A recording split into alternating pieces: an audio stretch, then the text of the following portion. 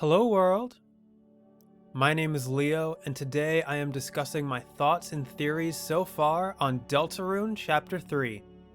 We have a lot to talk about in this one. I want to discuss my initial thoughts after completing the chapter in a bit more depth, the role that Chapter 3 plays in the overall story, how the theme of choice is actually extremely prevalent and portrayed really well, how some of the characters showed some evolution in this chapter, and what I think could be happening in future chapters to come.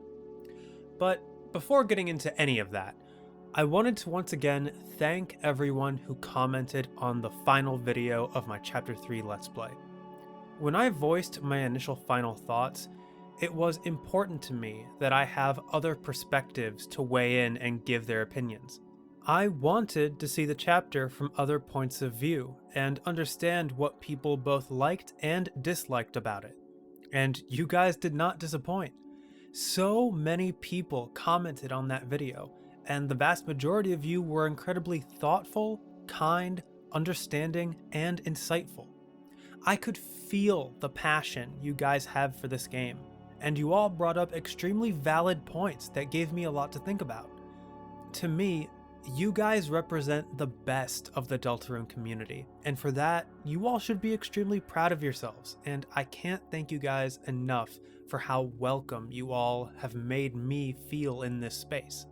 But enough gushing, you guys want to hear my thoughts, so let's get to it, and let's start with arguably the most debated topic, the optional content.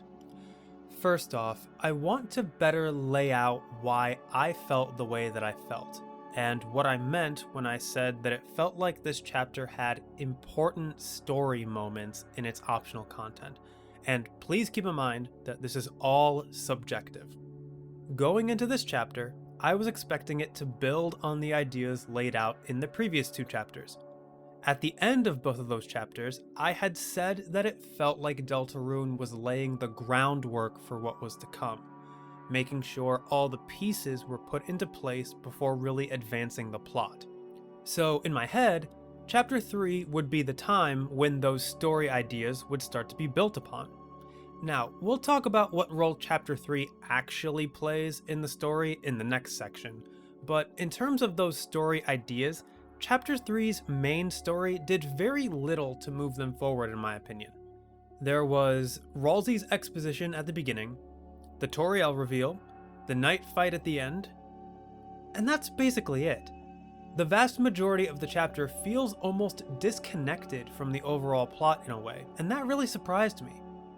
For example, Des is directly addressed by name during the music minigame, and we learn she and Kris used to watch music videos together. I remember thinking to myself, okay, cool, this chapter is going to build on the Des breadcrumbs left in Chapter 2, and there's going to be some added intrigue and mystery regarding who she was and what might have happened to her. And then she's never addressed in the main story again until the very last line of the chapter. That's why I said I was surprised when Tenna didn't mention Des again during the repeated music minigame when he was having his breakdown. I really thought the chapter would bring her up more. However, where Des is brought up again is in the optional content, where they talk about the girl with ice magic who went on the forbidden path and got quote-unquote used up. You know what else is in the optional content that isn't addressed at all in the main story? The fact that Kris created the fountain. The major cliffhanger that served as the end to Chapter 2 isn't brought up at all at any point in this chapter, unless you do the optional content, and I also found that to be pretty surprising. So, with these things in mind, I thought to myself, if I hadn't done the mantle boards, what would the majority of Chapter 3 have done to advance the story? And I realized that the answer is basically nothing. And this leads me to my broader question I had at the end of the last Chapter 3 video, of whether or not having this much stuff behind optional content hurts the chapter in the long run. And to illustrate my point, let's go back to the other chapters for a sec. If you played the entirety of Chapter 1 without doing anything involving Jevil, would you still have a satisfying experience? I would argue yes, because Jevil feels very inconsequential to the story of that chapter. You could skip him entirely and barely miss anything besides some extra context regarding the theme of choice. Now, for Chapter 2, same thing. If you played the entirety of Chapter 2 without doing anything involving Spamton, would you still have a satisfying experience? The line gets a bit blurrier, but I would still argue probably yes. You'd be missing out on some big context regarding the theme of choice, as well as some characterization involving Kris, but you still get things like Noelle and Birdley being properly introduced and fleshed out, the breadcrumbs involving Des, Lancer turning to stone, the Ferris wheel scene. Again, these moments feel new and fresh because the groundwork is still being laid out at this point. So it still feels like you're getting a lot even if you miss out on Spamton. Now, for Chapter 3. If you were to play Chapter 3 without doing anything regarding the Mantle games, would you still have a satisfying experience? While the answer to that question is extremely subjective, I would argue that here it's a lot harder to answer. In fact, I had multiple people in the comments say that they played through the chapter the first time without getting S rank and didn't like it, and then they ended up liking it a lot more the second time once they replayed it and experienced the S rank content. And if not doing the optional content results in a less satisfying experience, if the overall quality of the main part of the game suffers because of it, that feels like a problem. The Mantle games feel not only important, but integral to the experience of Chapter 3. Not only because there's things behind it that feel important to the overall story, but it also helps balance the pacing and atmosphere a bit more when compared to the meandering shenanigans that make up the majority of the chapter, which are still fun, don't get me wrong, but can feel very one note in that regard. In other words, it doesn't feel as optional as in the previous chapters, and this leads me to another question I want to ask regarding optional content. At what point does optional content no longer become optional? I watched a video regarding this topic from the YouTube channel Second Wind, titled Optional Content Isn't Really Optional. And before getting into it, I want to say that they explore this topic in a slightly different way than how I'm talking about it, and it doesn't entirely relate to Deltarune's situation, but some of the points in it do still feel relevant, which is why I want to talk about it. In the video, they ask the question of what is optional content? The natural answer, they say, is anything that isn't required to complete the story. But then they follow up with two more questions. What is the story, and what constitutes finishing it? They then bring up two examples, Arkham Knight and Silent Hill F. Both games have a true ending that, in the eyes of the person of the video at least, brings more closure and resolution than the default story ending. Arkham Knight requires you to do a lot of arguably unfun, grindy side quests to get the true ending, and Silent Hill F requires you to play the game 4 times to get the true ending, which can be a slog depending on how much you like the game. Doing both of those things is technically optional, but if the more satisfying ending is locked behind it, how optional is it really? The lines can get really blurred in situations like that. Now, going back to Deltarune, it is a different case since the game isn't fully out yet and the optional content is fun, but in my opinion, the Mantle games have the same problem as those other games in the sense that they don't feel optional. They are required to make the chapter feel satisfying. Now, In the context of the overall story, and Deltarune as a whole, a few people made some very interesting points in the comments that I want to talk about. One person said that they don't like viewing the secrets as optional content, because it makes it sound like it should be less important than the main story, and they asked where is the line for that anyway. In addition, multiple people told me that they viewed secret hunting as a major theme of the game, integral to the DNA of what makes Deltarune Deltarune. And it's funny that these points came up, because one of the points that's made at the end of Second Wind's video is that maybe we should stop using the word optional so much when it comes to game design. Because if a developer puts something in the game, they probably expect it to be engaged with to some degree. Deltarune absolutely feels like a game that expects the player to engage with its secrets. The default player for Deltarune feels like someone who knows about the lore and secrets surrounding Undertale, and is going to be looking for the same thing in this game, and Deltarune tries to reward those players with worthwhile secrets to find. Not only that, from a thematic perspective, it seems like the game wants the player to always feel slightly out of control, like it's purposely keeping information from them, and is going to make the player work to peel back that curtain.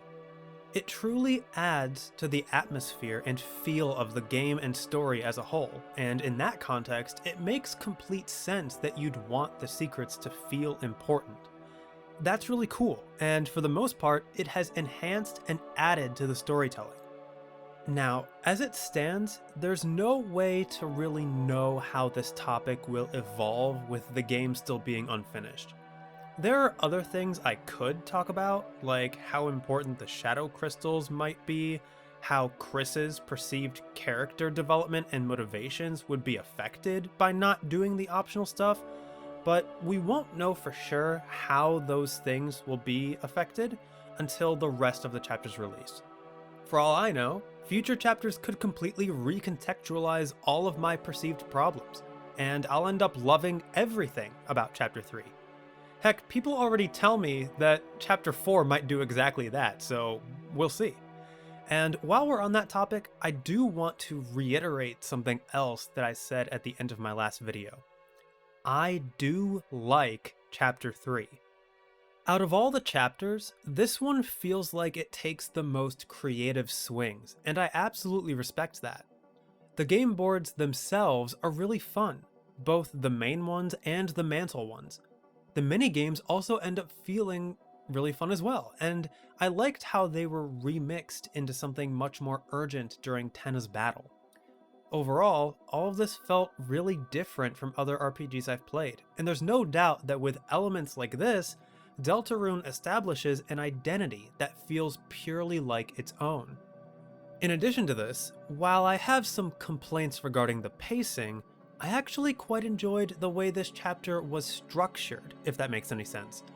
Having the green room feel like a rest area that you returned to after every game, but with new elements and interactions every time, felt novel.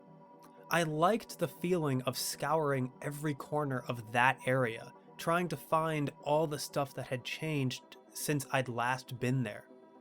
For another thing, I really do think Tenna makes for a fantastic villain, and his breakdown and battle make for standout moments across the entirety of Deltarune.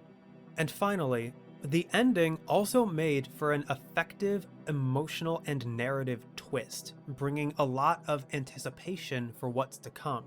And speaking of that, regarding what I said about the night fight, to clear up some confusion, I know that in the grand scheme of things, it didn't take me very many tries to complete. In fact, almost everyone said I did really well compared to the vast majority of people. However, that doesn't mean I didn't find it to be really hard, and more importantly, it wasn't a fun kind of challenge for me. When I pictured myself attempting the fight over and over, I pictured myself slamming my head against a brick wall with no end in sight. Each attempt can be a pretty long endeavor, each attack did little damage, and I still wasn't clear on what I needed to do to end the fight. It therefore felt much less doable than something like the Spamton boss fight, which for me had a clear plan of attack and consistent mercy increase numbers. That's why I said I was getting close to the point where it felt like it wouldn't be worth doing. Not because it felt too hard, but because it felt too hard in a way that wasn't fun. But yeah, with that tangent out of the way, and with some of the elements I liked about Chapter 3 out of the way, let's move on to talking about the role that Chapter 3 plays in the story, and some of the themes it plays on. Like I said previously, I was expecting Chapter 3 to build on the foundations laid out in Chapters 1 and 2. And it does do that, but not in the way I thought it would.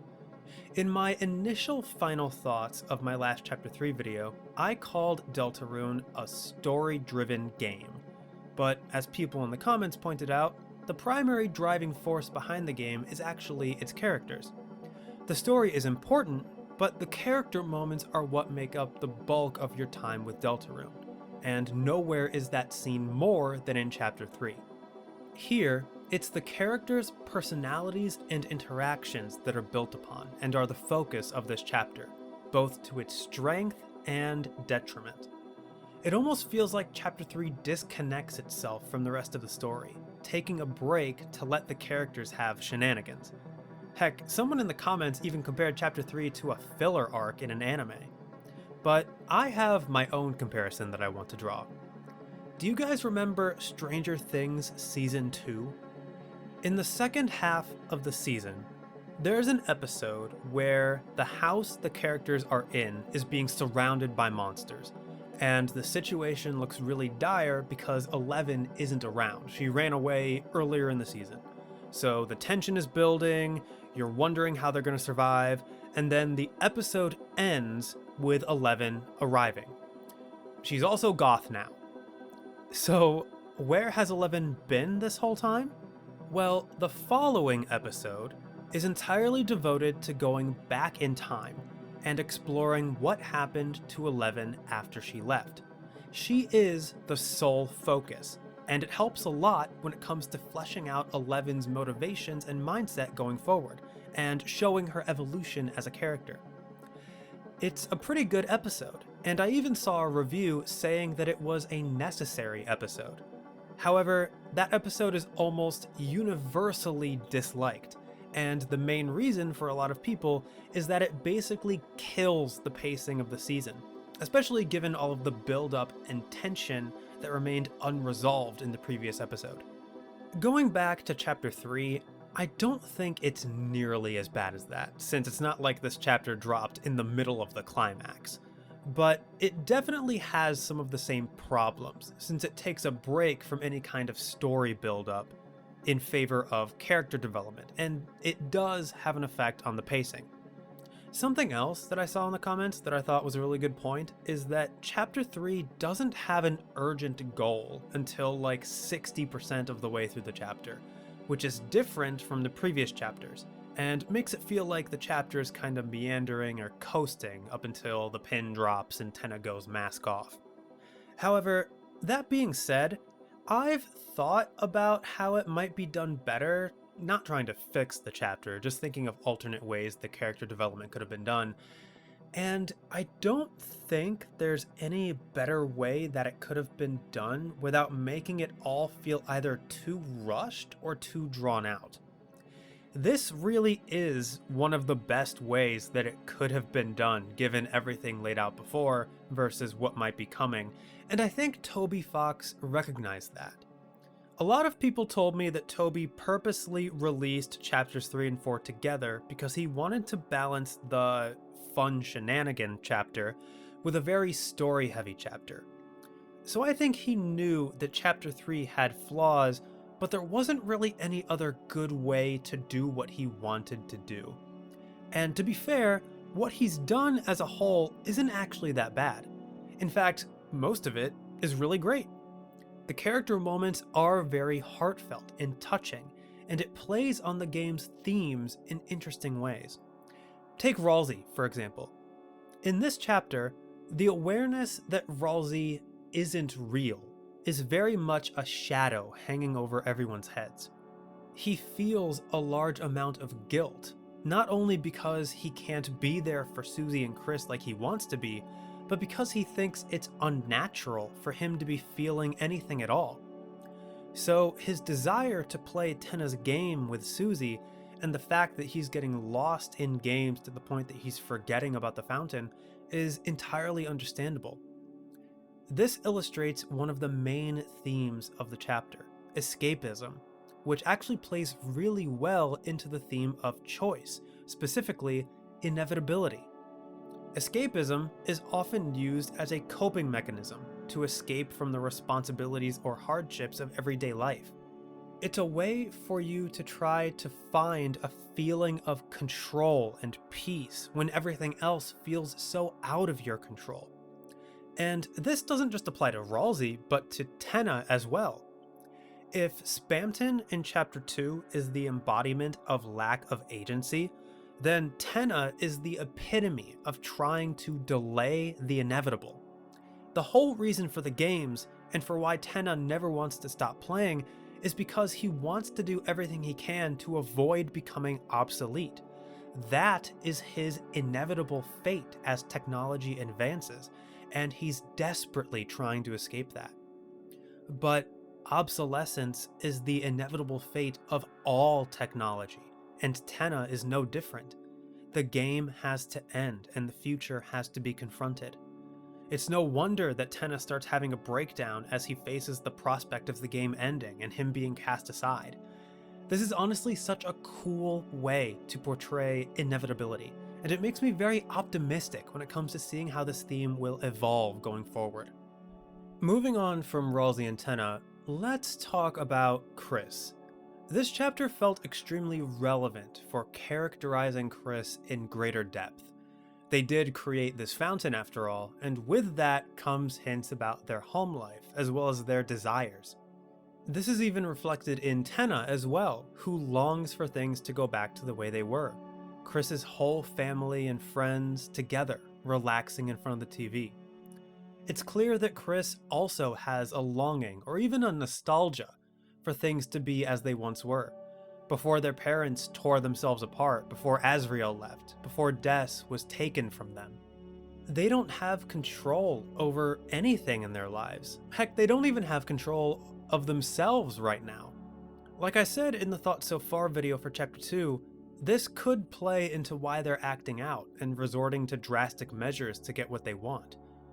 But Tenna's games are only one piece of the puzzle. We also have the Mantle games, and here we get another side of Kris's psyche. Every time you visit these games, Ramb talks about them as if they're exactly what Kris wants. The games will give Kris the freedom to do what they please, as opposed to Tenna railroading everything. So, if this is true, what does this say about what Kris wants? Well, in the Mantle games, you follow a much more traditional game structure. You kill enemies and you level up. There's no worrying about whether your actions will have consequences or whether you're hurting others, you just play the game. From this, I got the impression that Kris wants control, and even more than that, they want to feel powerful, which makes sense as with power can come control. This imagery and these ideas feel very striking in a game like this, where consequences are pushed so hard as a major theme, and it's downright unsettling in a way to see Kris slashing up all these enemies without any thought or emotion to be seen. It's also very ironic that these games are supposed to be more freeing, but the games are much more limiting in reality. There's a couple of ways this can be taken. One way is in an ironic sense, that no matter where Kris goes, their freedom will always be outside of their control to some degree. Alternatively, this could mean that Kris finds freedom in simplicity. What better way to feel free from the complications of real life than to get lost in a game where the only thing you have to worry about is swing, sword, dodge, attack? It's an interesting psychological thing that applies to real life as well, where people feel more free as they are stripped of choices, simply because it requires less thought and effort to parse through those choices. Anyway, as we progress through the game, we learn more about what happened to Des, and we see Kris's fear as they're confronted with what happened. Kris doesn't want to approach the shelter. They don't want to be reminded of what lies beyond the door. Slowly, it begins to twist that idea of a game that has no consequences, as it appears that it was Kris and Des playing a game that ended up causing whatever happened to Des. And then we have the final game, where Kris's friends have suddenly joined them. There's an extremely meta element here, both diegetically and outside of the game for the player. The concept of a game with no consequences has been entirely turned on its head. From this, we learn that Kris still genuinely cares about their friends as they look away when we kill their digital versions. They don't want to be responsible for losing more friends, and yet, with how little control Kris actually has over their situation, it might not be something they can prevent. However, at the end, when you're fighting the knight, it almost looks like Kris is bowing to the knight. I still have no idea what that's all about, whether or not they're doing so against their will. That part is still unclear, but all of this paints a slightly clearer picture of who Kris is and what they want. They want power, they want control, they want friendship, and they want things to go back to the way they were. To what measures will they go to achieve all of that? Only the future chapters will tell. But that's all I really have to say on Kris right now. Let's turn away from them for a bit and let's talk about Susie. So, with this chapter, I feel like I don't have very much to say about Susie. But there are still some very interesting aspects and evolutions regarding her character I'd like to talk about. Her carefree, talk shit attitude has given way to something much more caring in her own way. It feels like she's become much more attached to what she's gained and doesn't want to lose them.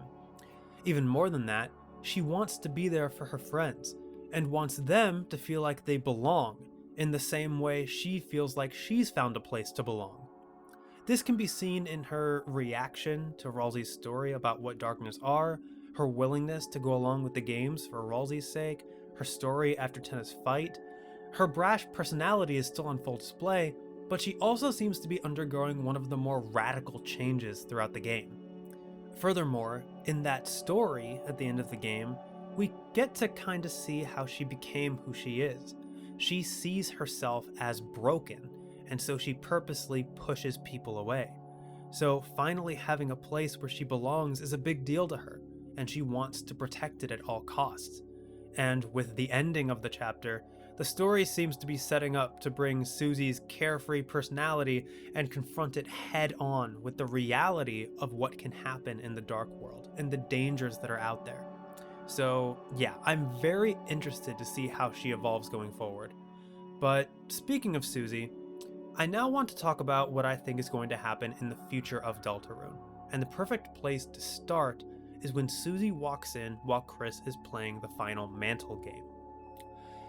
When Susie asks if you're having fun, you can give the answer of no, because it truly doesn't feel like Kris is having fun anymore. And Susie responds with, well, here's an idea. Don't play it. This feels very much like another instance of Susie saying something meant for both Kris and for the player. In the same way that Kris is confronted with the idea of killing their friends in the game, it feels like the game is asking us, are you not having fun playing a game where you could hurt these characters you care about? It feels like the game is warning us that if we continue playing, we will have to hurt these characters, or we will end up intentionally or unintentionally forcing Kris to hurt their friends. Of course, this would be extremely poignant when dissecting the themes of lack of choice, to force us to do something that we really don't want to, and to really hammer home that feeling of lack of agency. Of course, this will cause Kris to become even more hostile to us, and might even cause them to split from us as they become desperate to gain control of the game that they find themselves in. Moving off of this, when it comes to the theme of inevitability, I think a good way to hit the player hard with that theme would be to make the roaring happen. And I think that's what the game could be setting up with that Chapter 3 ending. Right now, the roaring feels kinda like Chekhov's gun. It's been brought up, so there's no way it can't happen.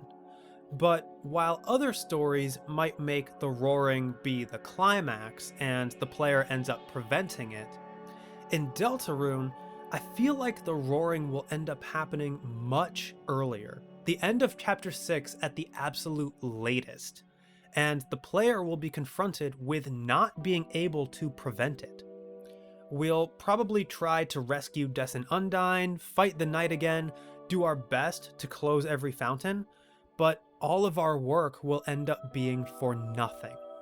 Now, whether or not we'll be able to fix things after the fact is another matter, but in terms of where the game wants to take these themes of choice, this feels like the most natural course to me. I still believe Susie will be the deciding factor for what's to come, and she's even slowly starting to feel more like the main character than Kris does. There's also something regarding the night that has started bugging me. So, we know that the night must be a lightener because they have the ability to create dark worlds. However, they're also somehow able to maintain their dark world form outside in the light world, which is how they're able to pull Undyne from Kris's house into the shelter. But why are they kidnapping people at all? I mean, they're called the Roaring Night, but if the roaring is their end goal and they can create worlds already, why don't they just bring about the roaring themselves? So the roaring must not be their end goal, or at least not their only end goal. They must need these people for something, and right now it's very unclear on what that is. But yeah, I think that's all I have in terms of predictions. Chapter 4 awaits, and I've heard it's really important to the story, so we'll see what happens from there. And with that will wrap up my thoughts and theories so far for Chapter 3. As always, thank you all so much for watching and for your patience as I worked to bring this video to fruition. Please feel free to leave any thoughts of your own in the comments below. I'm very much looking forward to seeing what you guys have to say regarding everything I've said. And yeah, if you haven't already, please go ahead and subscribe, ring the bell, all that good stuff. Discord and Ko-Fi are in the description if you'd like to join the community or support the channel. And I will see you all for Chapter 4. Goodbye!